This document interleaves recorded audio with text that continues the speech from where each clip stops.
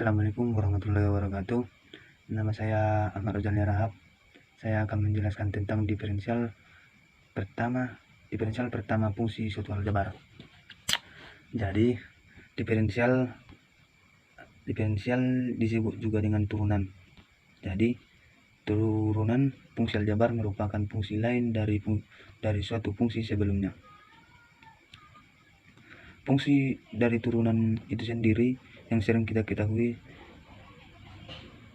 seperti menghitung suatu garis singgung pada suatu kurva atau fungsi, atau bisa juga menghitung kecepatan.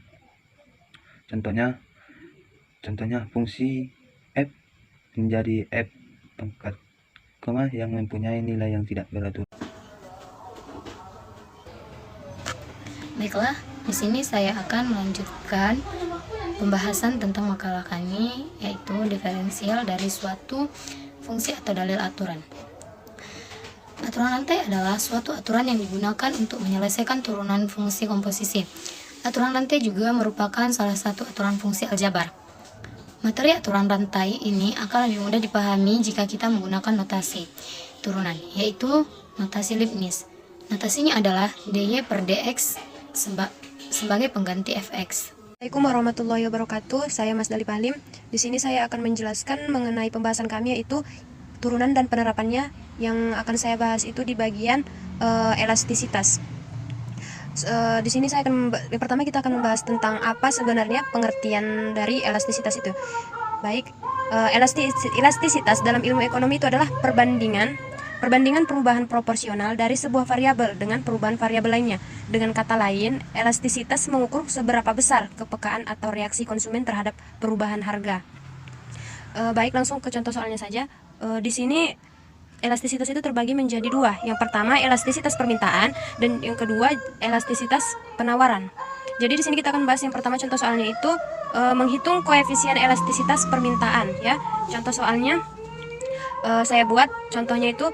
Toko sepatu Liem pada akhir tahun melakukan cuci gudang untuk semua jenis sepatu, dari sepatu anak-anak sampai dewasa. Harga sepatu anak-anak semula itu 20.000 turun menjadi 15.000 akibat penurunan harga.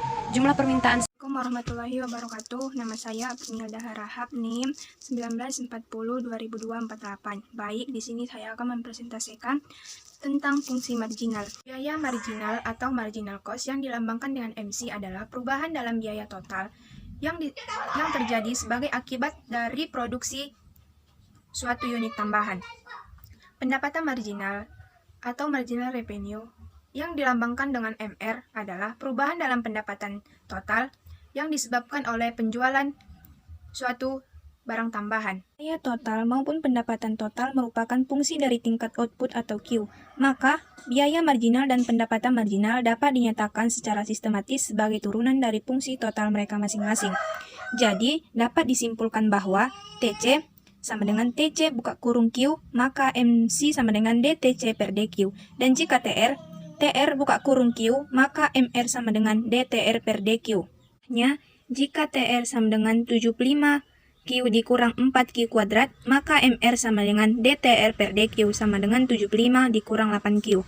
Jika TC sama dengan Q kuadrat ditambah 7Q ditambah 23, maka MC sama dengan DTC per DQ sama dengan 2Q per 7. Perkenalkan, nama saya Yustika Manora, NIM 1940-200-244. Baik, di sini saya akan melanjutkan pembahasan kami, yaitu fungsi marginal. Fungsi marginal adalah hubungan matematis yang menghubungkan pertambahan jumlah aktif atau Q yang disebabkan oleh adanya pertambahan input tenaga kerja yang digunakan. Nah, fungsi marginal kita dapat menganalisis tingkat produktivitas perusahaan. Cara menghitung biaya marginal diperoleh dari biaya produk tetap maupun biaya variabel. Biaya produksi variabel akan selalu dimasukkan di dalam perhitungan biaya marginal. Sedangkan biaya tetap akan diinput pada perhitungan apabila diperlukan untuk membuat produk tambahan. Yang rumusnya yaitu MC sama dengan TC per Q, di mana MC adalah marginal cost, TC perubahan biaya, sedangkan Q adalah perubahan perubahan pada kuantitas produk. Sekian dari saya. Saya akan melanjutkan materi yang berjudul analisis keuntungan maksimum. Keuntungan atau laba ekonomi merupakan surplus atau kelebihan pendapatan total atas semua biaya produksi yang dikeluarkan oleh perusahaan. Keuntungan total merupakan penerimaan total atau TR dikurangi dengan biaya total atau TC. Keuntungan total akan mencapai maksimum apabila selisih positif antara TR dengan TC mencapai angka terbesar. Secara sistematis, laba dapat dirumuskan P sama dengan TR dikurang TC. Untuk memperoleh keuntungan yang maksimum, produsen bekerja dalam kondisi di mana MR sama dengan MC, yang di mana penerima marginal sama dengan biaya marginal. Secara sistematis, laba dapat dirumuskan sebagai V sama dengan TR dikurang TC atau penerimaan total dikurang biaya total. Untuk memperoleh keuntungan yang maksimum, produsen bekerja di mana kondisi MR sama dengan C atau penerimaan marginal sama dengan biaya marginal. Syarat-syarat yang diperoleh keuntungan maksimum adalah turunan V sama dengan 0 atau MR sama dengan MC, atau turunan V lebih kecil dari 0 atau turunan MR lebih kecil dari turunan MC. Baik, mungkin cukup sekian yang dapat saya jelaskan. Kurang lebihnya saya mohon maaf. Assalamualaikum warahmatullahi wabarakatuh.